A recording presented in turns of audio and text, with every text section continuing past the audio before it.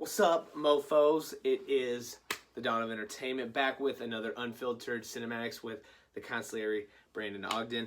This time we went to go see Spider-Man Far From Home, the sequel to Homecoming. Tom Holland, Zendaya, Jon Favreau, Jake Gyllenhaal, all the works. Walked out really enjoying the film. We have a lot to break down and kind of our thoughts and our rankings. You know the drill, so I guess we always start off with kind of our plot breakdown. What do we got? What do you think? And we don't have to, do the whole thing, but okay. Because this one's kind of trippy, honestly. So it's right after I was gonna say I don't want to say it's like a direct sequel to Avengers, but like you feel the after effects of Endgame right after. Yeah, it's very soon after. So you're led to believe that the snap causes a multiverse, and they call it the blimp. The blip, yeah. And so the first thing you see is like a satirical take on the high schoolers, like explaining the blip basically, and how it's like the 5 years apart type thing. That was pretty funny. I liked how they did that. They tried to tie up some loose ends. Yeah, they did like in memoriam to Captain America and Iron Man, which I thought was interesting. So that was cool, and then we are basically introduced to Jake Gyllenhaal's version of Mysterio. Nick Fury is also him and Maria Hill. Is that right? They're basically trying to find this destruction, and Mysterio comes in. He's helping out with I don't know which one it was. I think it was the Mountain Dude. I don't know his real name, but the Elementals, we are led to believe, play a big part in it's like an after effect of the snap. Is that a good way to describe it? Yeah. So basically the Earth so there was multiple Earths. Mysterio was from one. His Earth was basically destroyed by the Elementals. Okay. Yeah. And we'll get into later, I guess, explaining that part. But so then I guess Spider-Man Peter Parker is going to Europe on a school trip. Zendaya, the Asian dude who I don't know the name of, Ned, I think, in the movie. Sure.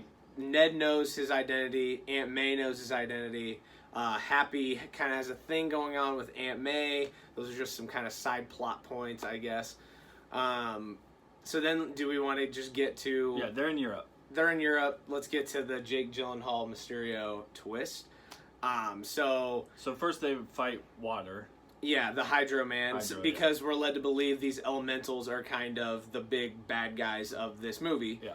And Mysterio kind of befriends Spider-Man because takes him under his wing. Yeah, because Nick Fury is kind of bringing him down, like, you're not ready for this. Tony Stark passed the torch to you, but you're not ready.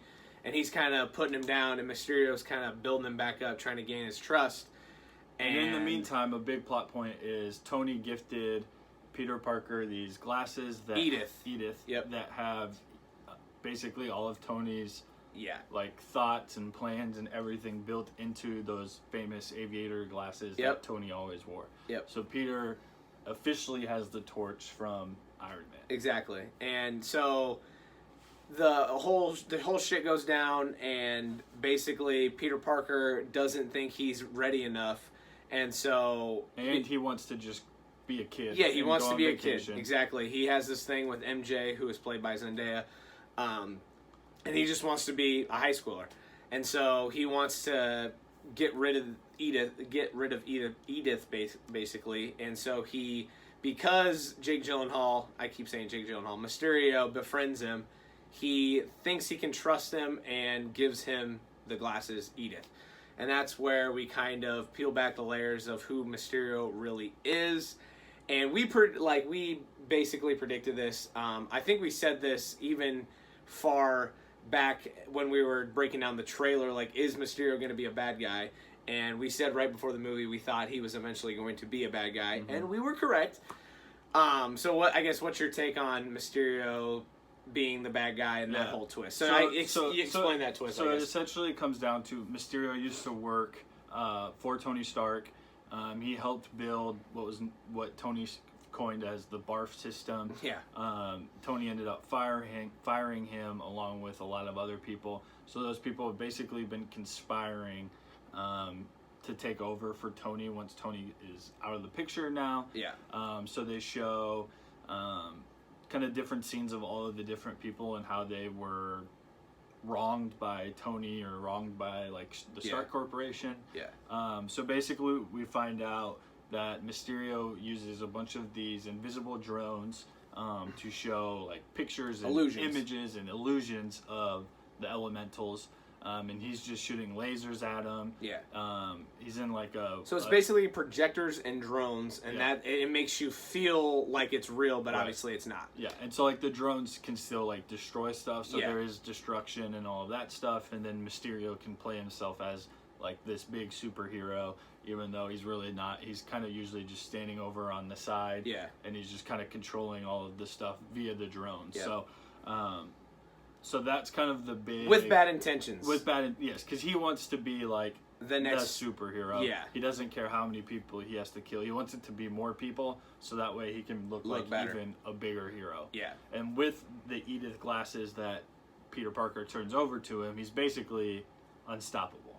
Yeah, yeah, it was wild. That trippy ass scene when Peter Parker finds out about Mysterio and they go and they kind of have this whole illusion place. Yeah. That shit was wild. The cinematography was unbelievable. Cinematography, visual effects, beautiful in this movie. That, I think, was probably the coolest part of the movie was the visual effects. Yep. Just stunning cinematography. So, just to wrap up the plot, I guess, a little bit. Basically, Spider-Man wins. I mean... Is there any more than that? I don't know. He takes down Mysterio. They figure out. He finds out with the help of MJ and Happy. Yeah, that Mysterio is basically a fake, and then they go and fight. And obviously, spoiler alert: Spider-Man wins. There are two huge post-credit scenes, big implications for the future of the MCU. Let's start with the first one. So Spider-Man is swinging MJ through New York. Because they're together now. They kissed. It was expressed so their beautiful. True feelings. Yes, true love. And so he lets her down after their little ride, and it pops up in Times Square, this big ass monitor, and basically, are we thinking that he's still alive, or did he just leak it somehow? No, or someone found it. They sent the video out. Okay, yeah. So Mysterio somehow got this video out before he potentially dies. Footage we see in the movie. Yeah. So he says like, Peter Parker is the real identity of Spider-Man, and he attacked me. He attacked me, and basically like making him look like the villain. Another cool little cameo that we got was J. Jameson, played by J.K. Simmons, who was J. Jameson in the old Tobey Maguire series. I love that reference. That was awesome. Hopefully he's back for the next Spider-Man. That'll be cool. And then the next post-credit scene, we find out that so the Skrulls in Captain Marvel, they're shapeshifters, and they shapeshift into Nick Fury and Maria Hill. And this one was a little more confusing, so basically, right? Like you read it. So basically, like the whole movie, we think it's Maria Hill and Nick Fury, and we basically find out it wasn't. It was the Skrulls. So so upon further reading, it sounds like Nick Fury's going to head up. We do see Nick Fury in the end, so he's still alive and still like kind of playing puppeteer with them. Strings. Yeah, so it's not like they killed him or portrayed him, without his knowledge. Yeah.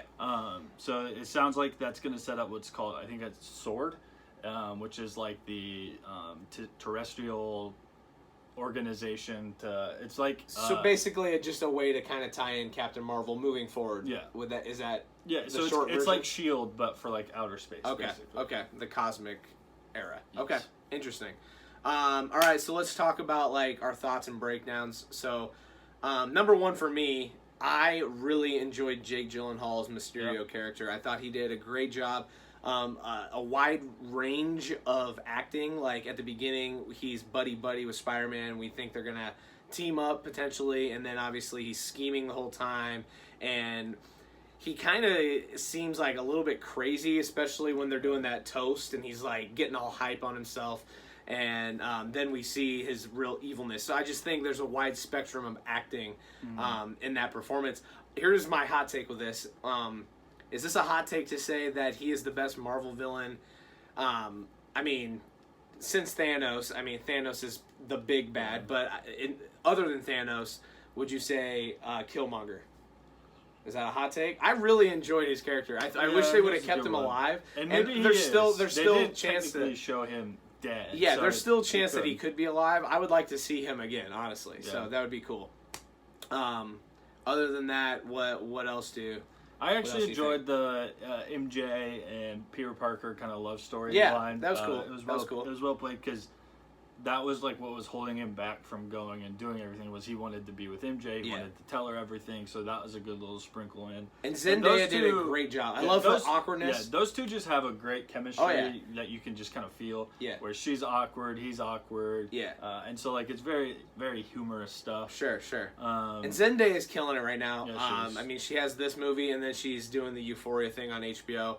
So she's really on top of her game right now and really flexing her acting abilities. And I appreciate that. Yeah. And Tom Holland is great. He's a great Spider-Man. Yeah. I also really appreciated the stuff with Happy where they kind of tied in the Tony Stark Iron Man stuff. So there's a scene where he's on the jet and Tom Holland's really unsure of himself and Happy gives him basically this speech about how Tony wouldn't have done all of this if he didn't know you were going to survive and kind of take over. Mm-hmm. And then you kind of see like mini Iron Man basically because Peter Parker's down there like building the suit and stuff like that. So there were some really cool tie-ins with Tony Stark and Peter Parker. For sure. And speaking of the suits, they had 3-4 different suits. Yeah. They had the Iron Spider from. Well, they showed all of them in like the trippy visual effect scenes. True. So very true. So they threw it back where he had like the sweatshirt. Yeah. He had his normal Tony Stark suit. He had the Iron Spider in the beginning, and then the Nor suit, the Spider Monkey suit. That was funny. And then he designed a new created his own one. It was more like red and black. That shit was fire. Yeah, it was. I like how they're doing this with the new suits. It's just a cooler take. I like that. I don't know. Anything else? No. We want to get to our rankings? Let's get to our rankings. Okay. So the trailer for this movie, at least I guess the TV spots right now that are showing on TV, are saying the best superhero movie of 2019, even better than Endgame. And I don't know if I agree with that. It's not. Endgame was like almost perfect, and this was really, really good. Don't get me wrong, but I don't think it beats Endgame. I'm sorry. No. So I will go first. I'm still going to give it in the 8s. Yeah. I think it's like, I'm going to give it an 8.7. 8.7. I really enjoyed it. It was really good. It has future implications for the MCU, especially with the post-credit scenes. I thought they did a good job. Yeah, so I'm at 8.4. Okay. I agree. I think it did. So this was technically the end of Phase 3. Yep. So they wrapped everything up. We got kind of homage to some of the stuff in Infinity War. Or Endgame, and we got a lot of stuff to build on. Mm-hmm. A lot of Captain Marvel ties. I thought there was a funny line when Peter Parker's like naming off people who could lead the Avengers besides him, and he's like, "What about Captain Marvel?" And Nick Fury's not available. Nick Fury's like, "Don't even bring her name up," or something like that. And he's like, Thor, and they're like, "Not available." Doctor Strange. It was funny. So they did a lot. Also, the humor was great in this movie. Yes. I thought it was hilarious. I thought it was really funny. I agree. So they do a lot of things well to wrap up Phase 3 and to set up Phase 4 in a really big way. Yeah. So it'll be really interesting to see where they go from here. Definitely set up a Spider-Man 3. Oh, yeah. No doubt. I think that's pretty much all but confirmed at this point. Definitely. And there are rumors circulating that Venom may tie in somehow. Okay. So we'll see how that goes. Not a big fan of that Venom movie, but whatever. Overall, a very good movie. Go see it. Spider-Man Far From Home, 8.7, 8.4. Spider-Man Far From Home, Unfiltered Cinematics. Subscribe and tell your friends. We'll be back for more. Stay safe. Peace.